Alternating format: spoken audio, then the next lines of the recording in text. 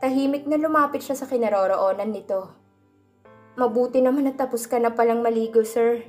Malakas itong napamura bago tila gulat na lumingon sa kanya. What the hell are you doing here? Ha? Hindi naman ako umalis dito ah. You were here all the time? Nanlaki ang mga matang tanong nito. Yes, sir. Natampal ni Adam ang noo. Kung ano-anong ginagawa ko kanina pa dahil ang akala ko mag-isa lang ako rito sa kwarto ko. Napansin ni Sheila na unti-unting lumuluwag ang pagkakakip-kip ng tuwalya sa bewang ng lalaki sa bawat galaw nito. Mukhang hindi yata nito na ilagay yun ng maayos. Sir, yung towel mo. Tila walang narinig na nagpatuloy lamang ito sa pagsasalita. I must have been very entertaining to watch while I was singing my heart out, right? You must promise me that you will tell nobody about what you have just seen, okay? Hey, are you listening to? Napanganga si Sheila nang tuluyang malaglag ang towel nito sa sahig. Oops, ang tangi nitong nasabi. Excuse me, sir. Dali-dali siyang lumabas ng kwarto bago dumiretso sa katapat na silid at doon pinawala ng isang makabasag eardrum na tili. Pakiramdam ni Sheila ay hindi muna niya kayang makaharap si Adam pagkatapos ng nangyari. Tuwing maaalala niya ito, hindi rin niya maiwasang mag-blush. She saw him naked. Split second lamang yon. Pero ngayon ay wala na itong maitatago sa kanya. Hindi naman iyon ang unang pagkakataon na nakakita siya ng hubad na lalaki. Sa linya ng kanyang trabaho ay kasama iyon, pero hindi sa isang lalaking tulad ni Adam. He was a perfect male specimen to begin with. Utang na loob, tigilan mo yan, Sheila. Bumangon siya sa kinahihigaan at tinodong electric fan. Meron namang aircon ng kwarto pero ayaw niya yung buksan dahil ayaw niyang abusuhin si Adam. Bigla niyang naramdaman ang pagkulo ng sikmura. Nagugutom na siya pero natatakot naman siyang lumabas. Sa bandang huli hindi rin niya natiis ang tawag ng kanyang sikmura.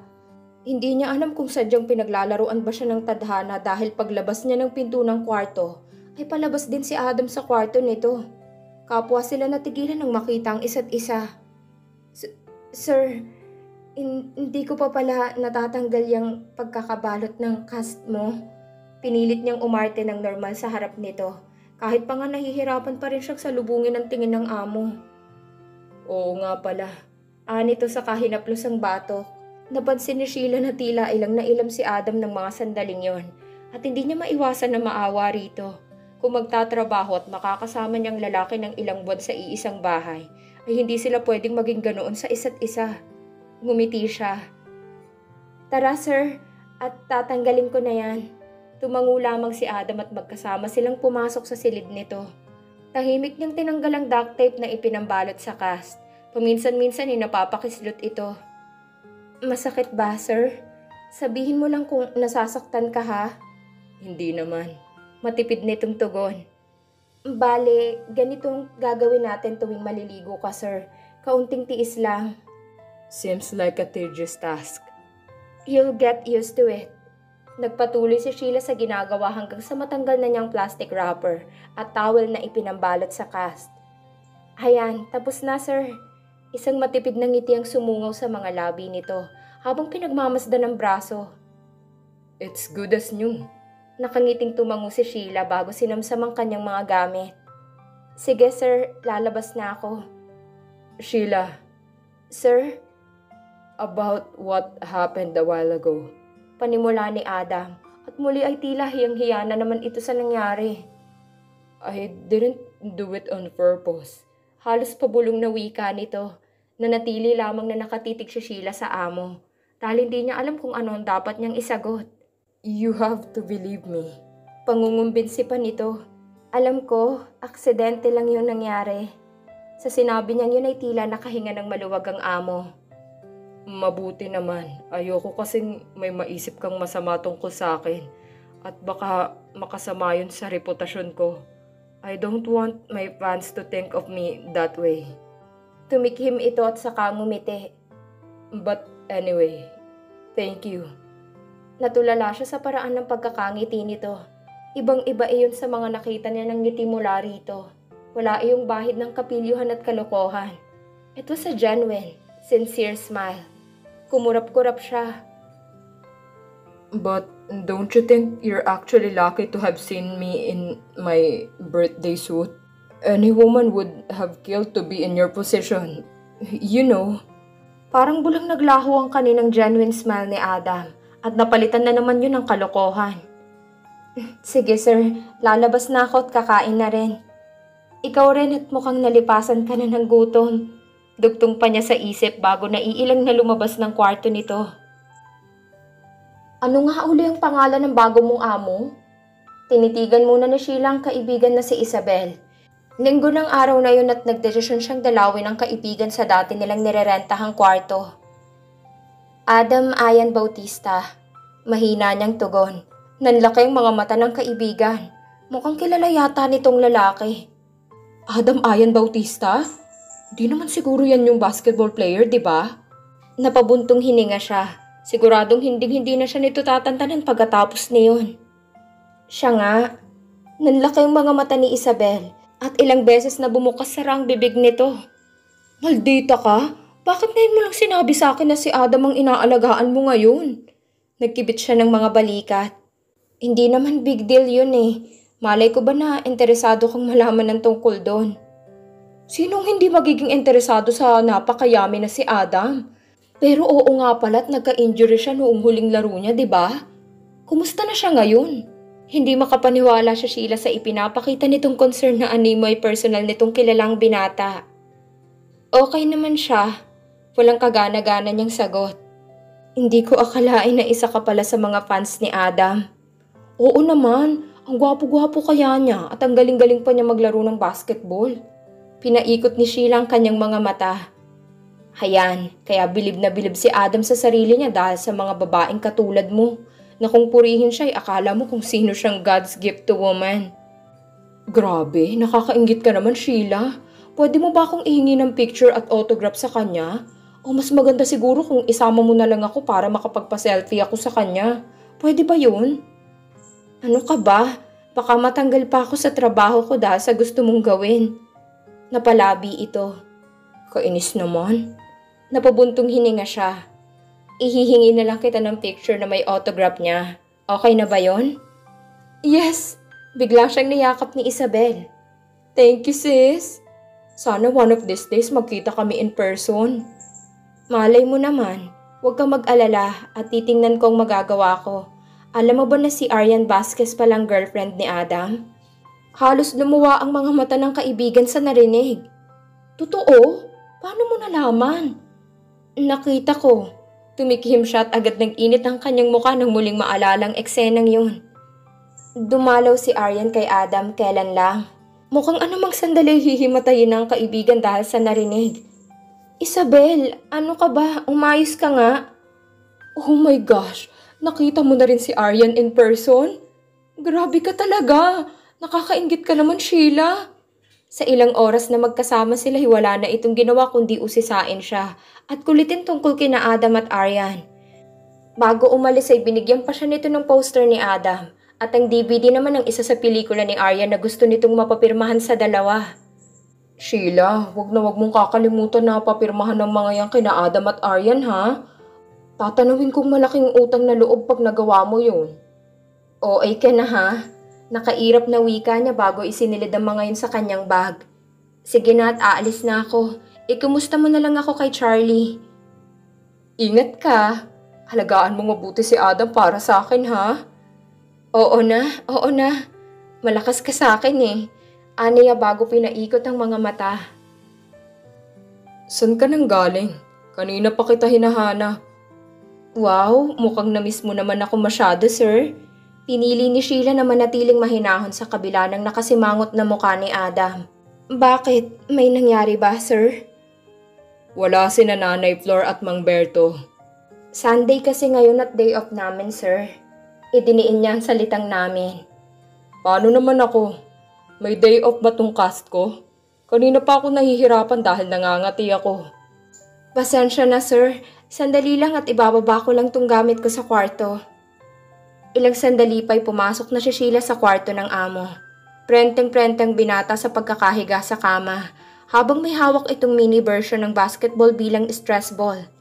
Sa tingin niya ay isang napaka-outgoing at active na tao ni Adam, ngunit dahil sa lagay ng pilay ay nalilimitahan iyon, at mukhang bored na rin ito.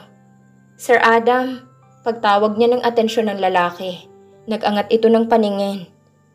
Kanina pa nangangat itong balat ko sa ilalim ng cast. Kanina ko pa nga gustong-gustong kamutin. May blow dryer ka ba, sir? Tinaasan siya nito ng isang kilay. What on earth are you going to do with a blow dryer? Makakatulong yun para mabawasan ang pangangati ng balat mo. Warm air helps in soothing itchy skin. Hindi ba mas mabuting kamutin mo na lang to ng ballpen? Di ko na kasi matiis eh. Hindi pwede, sir. Halimbawang masugatan ng balat mo sa loob ng cast, ay pwede yung hindi gumaling agad at magresulta sa infection. Infection na naman? Nalalaki ang mga matang wika ni Adam. Hindi napigilan ni Sheilang mapangiti sa kabila ng inaasal nito. Right. So, meron ka bang blow dryer, sir? Wait. Nito bago tinungong isang drawer na naroon, bago inilabas ang isang maliit na foldable na blow dryer. Will this do? Pwede na yan, sir. Halika't maupo ka na rito. Tinapik-tapik niya ang isang upuan malapit sa isang electrical socket. Agad niyang isinaksak ang blow dryer at ini-on. Saka nilingon si Adam na nakatayo lamang sa tabi niya. Sige, sir, maupo ka na. Sumunod naman ito. Maya-maya pa'y sinimulan na niyang itapat ang blow dryer sa magkabilang gilid ng cast nito. Okay ba, sir? Effective, di ba? It really does feel better. Sabi ko sa'yo eh, mabuti na lang at meron kang blow dryer.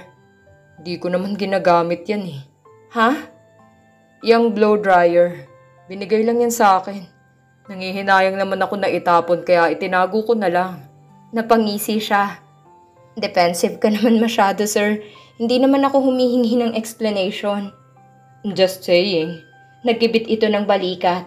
Lalong lumawak ang pagkakangiti ni Sheila. Saka ipinagpatuloy ang ginagawa.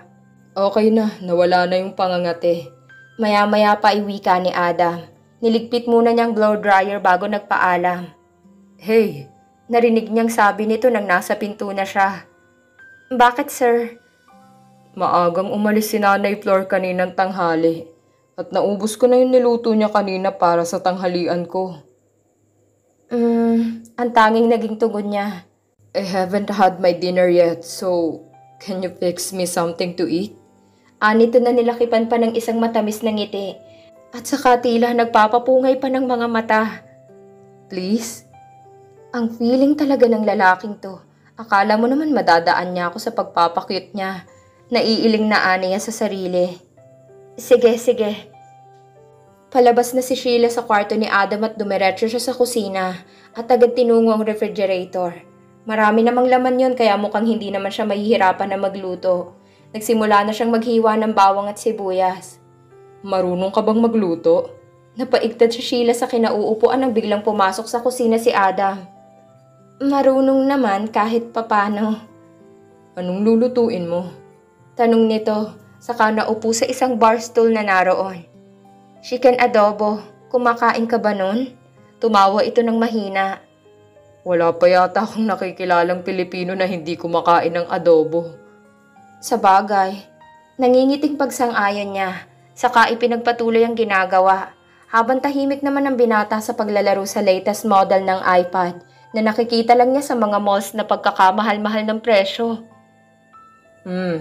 That smells really good. Anang binata ng isa lang na niyang mga sahog sa stove. Tumayo ito sa kinauupuan at lumapit sa kanya. Matagal pa ba yan? Nagugutom na kasi ako. Sandali lang to, sir.